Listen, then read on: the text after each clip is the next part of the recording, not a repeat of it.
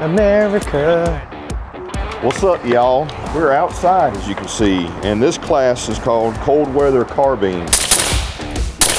And this course is designed to simulate us wearing layers and seeing how they affect our manipulation of our rifles and how what we've chosen to wear today helps or hinders us in operating the carbine efficiently. We get to see if the gloves I'm wearing, if not wearing gloves, am I losing dexterity depending on how cold it is? Yeah. Are these layers interfering or helping me out? So we're loading up some mags, getting ready to have some fun with some Sig Carbine.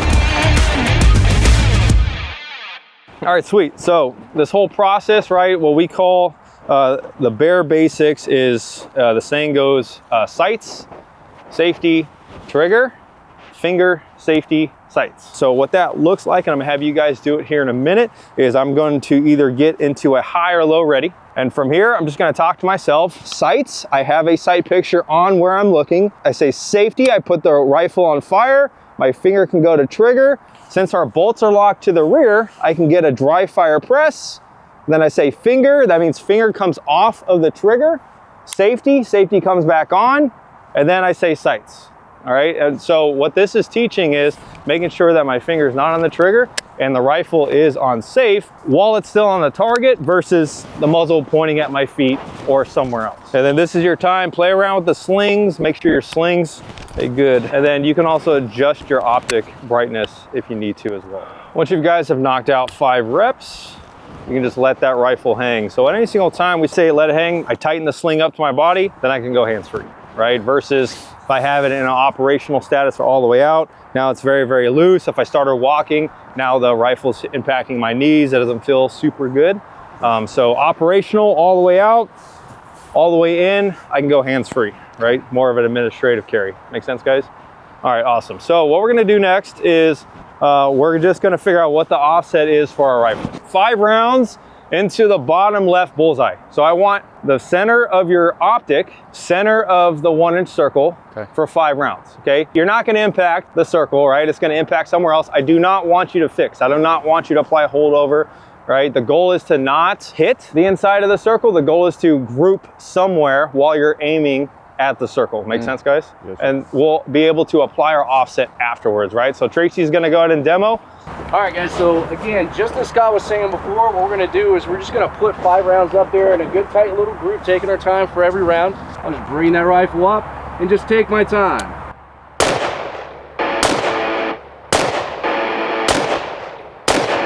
All right, once I'm done, safety on, you just bring the rifle back down.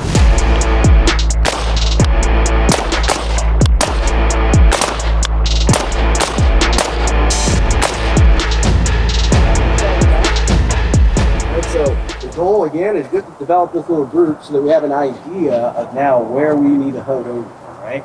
And so we use special devices here at Sig Sauer Academy to calibrate that distance. It looks a little bit like this, and then we just go like this, okay? So for me, right, if I were using my holdover, I would actually be holding up somewhere around the second ring and probably off to the left, right? So you notice that mine are impacted a little bit to the right, and that's because I give a little bit of an inward damp with my rifle, so my impacts are going to be a little bit off to the right whenever I'm close distance. So now what we're going to do is we're going to confirm that we have calibrated things correctly, and now we want to actually try to shoot that bullseye in the bottom of my finger.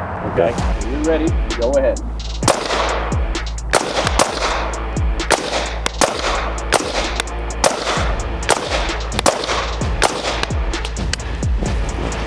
All right, so I'm still a little bit to the right.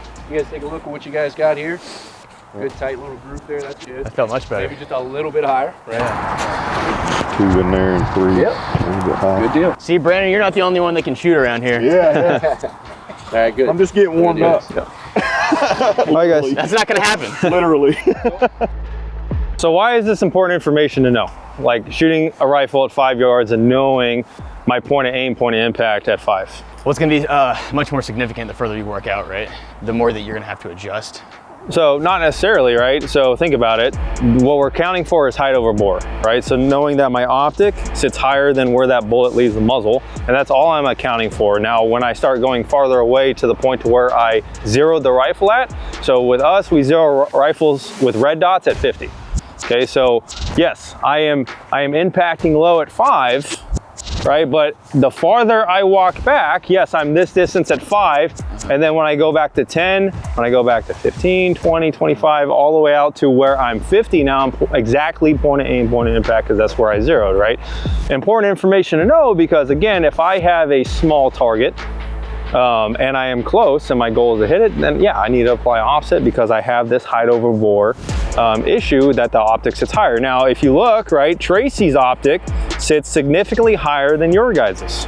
Right? So if I change my optic height on my rifle, right, that doesn't mean that my offset is going to be the same at a known distance. Right, it's definitely going to change because now the optic sits significantly higher than the bore. And then if we compare these two, right, the rail is actually in a different spot compared to the bore between these two platforms as well. This one sits just a little bit higher than this one does, right? So definitely some good information to have, especially if I need to take a more difficult shot and I'm up close, right? But now that we know our offset at 5, let's move on back. Okay. All right, so this is 15 yards, right? So now what we're gonna be aiming for is that 8-inch circle and then applying offset so I can get as close to that 1-inch square as possible, okay? 5 rounds at your own pace. Eyes and ears, guys, good? All right, so watch me, there's no rush. So I'm seeing my sights, taking my safety off, I'm giving it to what I think it needs and applying offset. Right, just shooting 5 rounds, right? Obviously, right, my first 2 were a little high. If my goal is to hit the 1-inch circle and I'm not seeing the results that I want, is the answer to keep the reticle in the same spot? No, right? You got to make an adjustment. So shoot a shot, notice where the impact is, make some adjustments based off those impacts, see how close we can get to that square. That was terrible. I was way off and I got closer. Yeah. I think my 5th shot might be in the square. My 4th and 5th got away from me. That's opposite. My first experience. 3 were actually pretty good. All right, guys, 5 rounds, line is hot, go ahead.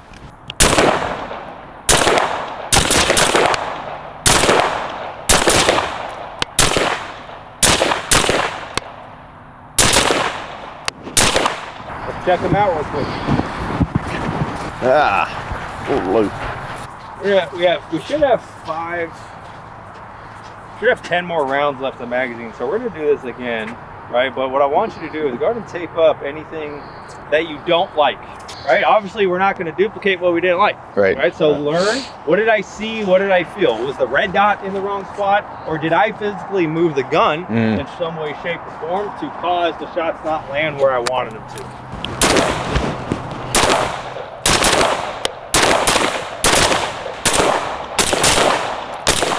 So you know why we go for the upper thoracic cavity. Do we know why we go possibly for face shots as well? Right, notice how I said face and not hit, right? So if you think about it, right, when I talk about defensively speaking, why would I engage right here? You think of this as the hydraulic system of the human body. Right, this is why I have all the stuff that's beating, all the blood, hearts, lungs, spinal cord somewhere behind here, right? So this is the hydraulic system of the human body. We say face as the electrical system of the human body, right? So if I were to unplug something, if I unplug a light, for an example, what does it do? Immediately shuts off, right? So the reason why we're saying face, and if you look at the face, right, it's essentially in between the eyes, pretty much below the skull, right? So in between my eyes all the way down to the top of my mouth, right? That's very, very soft tissue, okay? So can skulls deflect bullets? Sure. They can, right? There's a lot of law enforcement and military after-action reports that involve shooting, right? Where, yeah, absolutely, the round actually went in the curvature of the skull and it deflected. Obviously, it's going to hurt, right? But it didn't stop the threat. Stand by. Fire 1 shot, put it on safe, and then relax. Ready? Stand by.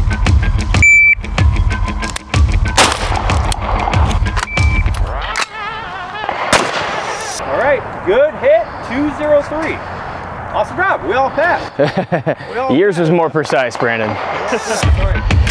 Too many buttons on this. Yep.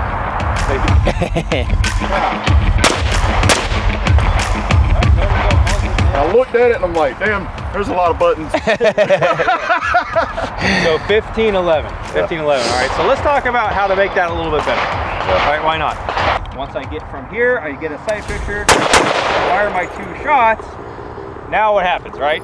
Gun is gone to lockback. I recognize that I'm out of ammo. I need to put the safety on. So once I recognize that the rifle's empty, and again, it's easy to game the game in a drill. I know I'm only firing 1 round. I know I'm only firing 2 rounds. Okay, in real life, I either get that impulse where I feel the bolt locking back, meaning I don't feel the bolt going forward anymore. So that recoil impulse is going to be different. A little bit unlikely to feel that when you're stressed out though. So normally the case is going to be this. Yeah. Right. I get a mushy trigger. Right. No, I don't even get a click. Right. I get that mushy trigger. So with that mushy trigger, now I take my finger off and I put the safety on. Why do you think we're putting that safety on?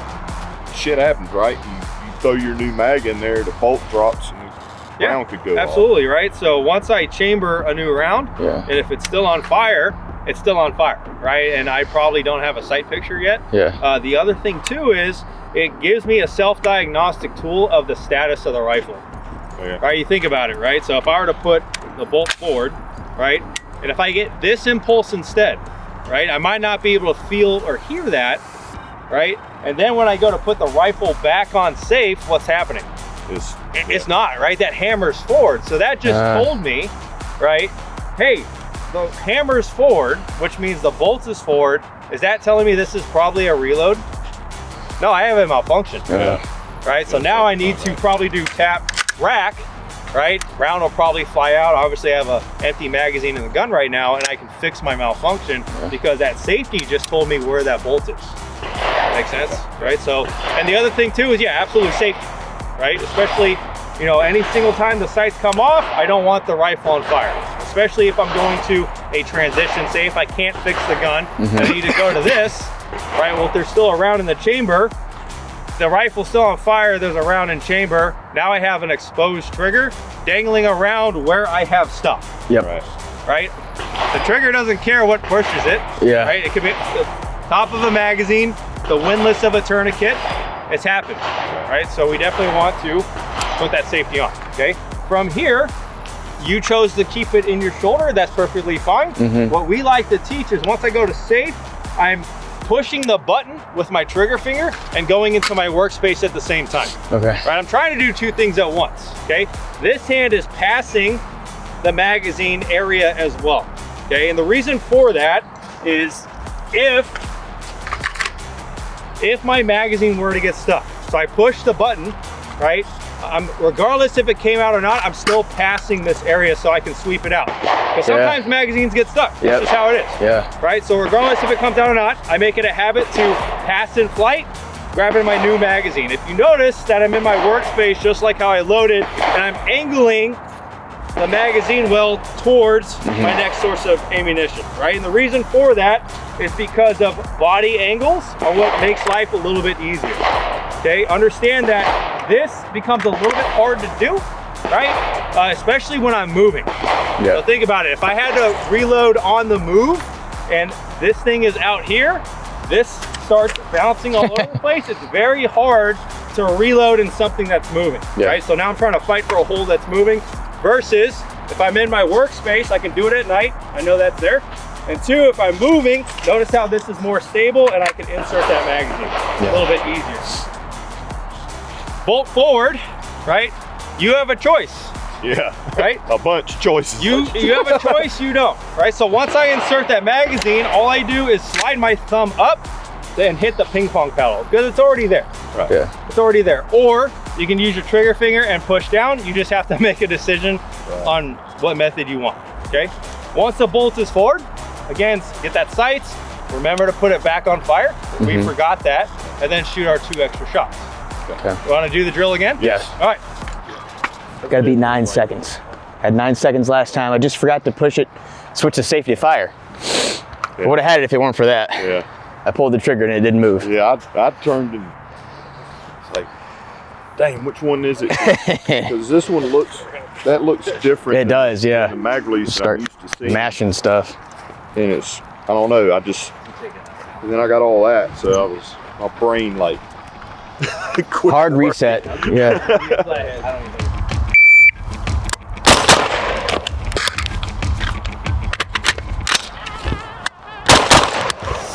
Okay. Go ahead and let it hang. Just double check your hits real fast. And we look like we're all in there, so we got 653. Better. Yeah, much smoother that time. So good job. Thank you. You started off up here, and then you kind of moved it and broke it down, right? Did Yes. you feel a difference? Notice a difference in being able to do that? Confidence. I just felt Yeah. It went from unfamiliar territory to the familiar territory, if that makes sense. Yeah. That's great.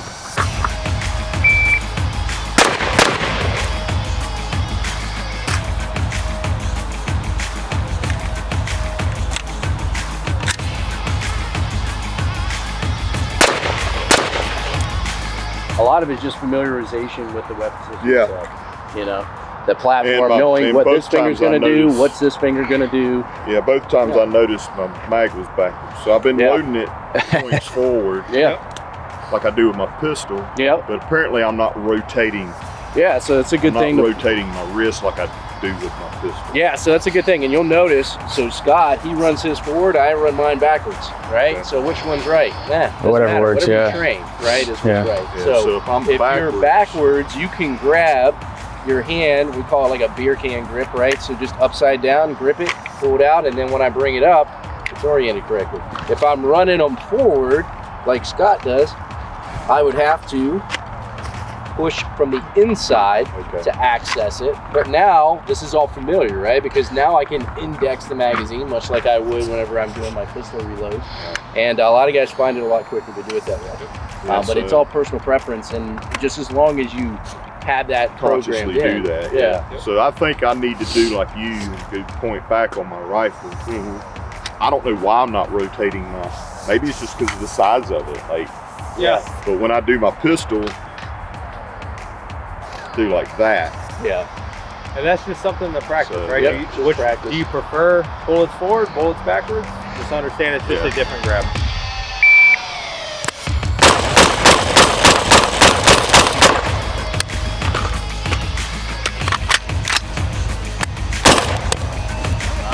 All right, that was a 903. You passed. Hey! All right.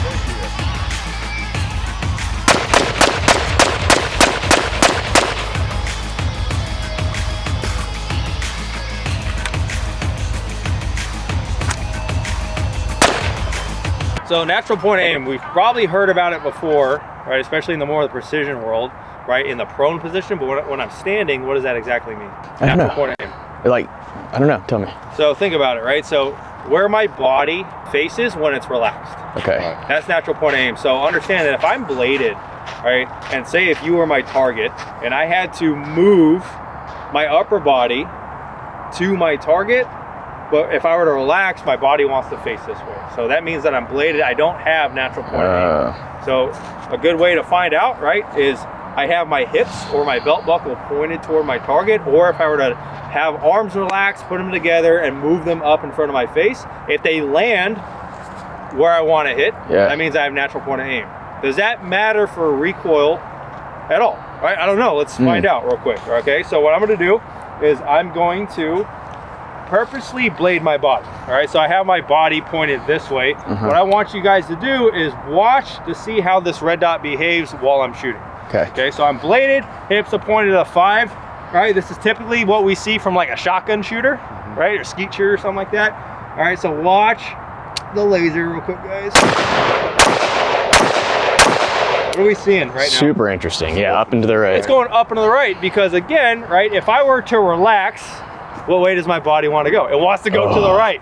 Okay, so if I were to fix one thing, right, I know it's a cat toy. If I were to fix one thing, so now I'm simply just going to point my hips or my belt buckle toward the target. And let's see if that changes anything. I'm not going to do anything else different.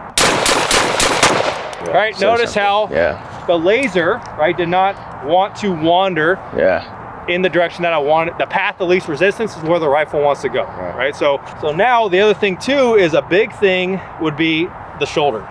Okay, do I have my elbow up and a relaxed shoulder, or do I have my elbow down and do I have some tension behind in the shoulder? I mean, I'm rolling that shoulder forward. I don't know. Let's find out. Look at me. I have my elbow up, so my shoulder is actually back.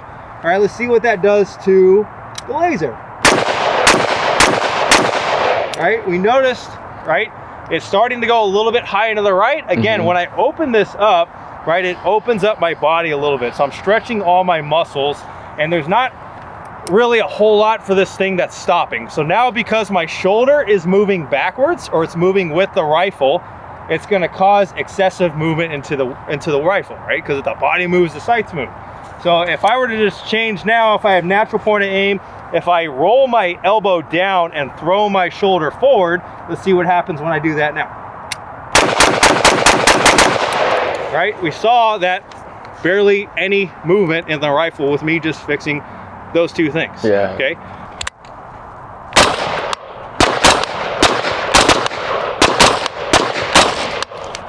All right, so now fix the hip. So I want my belt buckle, my belly button, whatever you want to call out, pointing toward the target, and go ahead and shoot 5 rounds. Go ahead. Paying attention to the red dot again. How does it behave?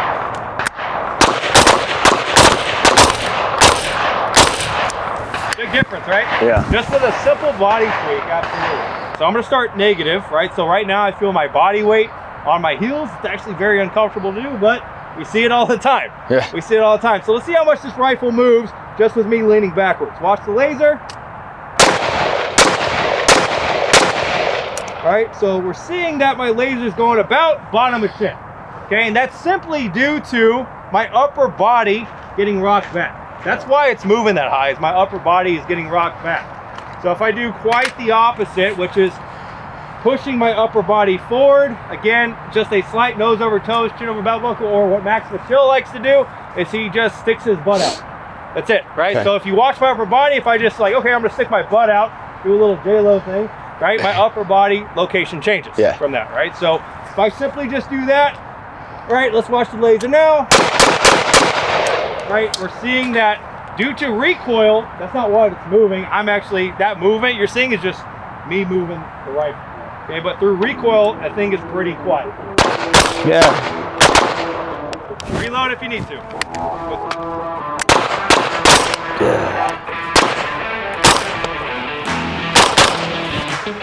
We're just cleaning this one out. Clean it out.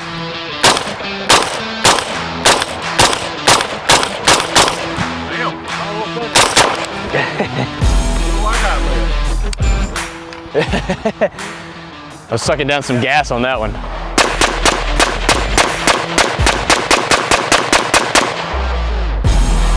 America. So you guys did awesome. Yeah, that was great, man. Thank you. I appreciate it, man. I learned a lot from I shoot these, but I don't train with them. Right. Outside shoot them, man. Yeah. Very cool. So yeah, that's this is a different aspect of shooting for me. You know what I mean? Yeah. Like literally most everything I do is supported in some way. Yeah, well, I was gonna say I've had the opposite experience. The only supported I've ever done is from the prone laying in, a puddle of mud or whatever it is. Right. I never in my life, the first time I went to a shooting range, like a real shooting range, was as a civilian after I got out of the Army, and I was like, you can sit down on a bench, you can rest the weapon on something that's not a rock. Like, that was a whole foreign concept to me. I'm not like an incredibly proficient shooter, but I'm definitely more familiar with this area than anything we've done together. Right. Yeah, like I've done, the prone, the sitting, and the, supported, like that. But this is different. It's definitely a trigger discipline with your dot, because it's impossible to be what I consider steady. Yeah, you probably have a hard time committing to the shot because it's not steady, right? And I think that's why I'm low, because it's like I'm deciding to go with it, and I'm pushing into it to try to slow that reticle down. Yeah, interesting. Which is maybe making me drop my muzzle. I will say the cold weather aspects are something I have never experienced before. I mean, I had to shed a layer because I was completely non-functional in that ski jacket.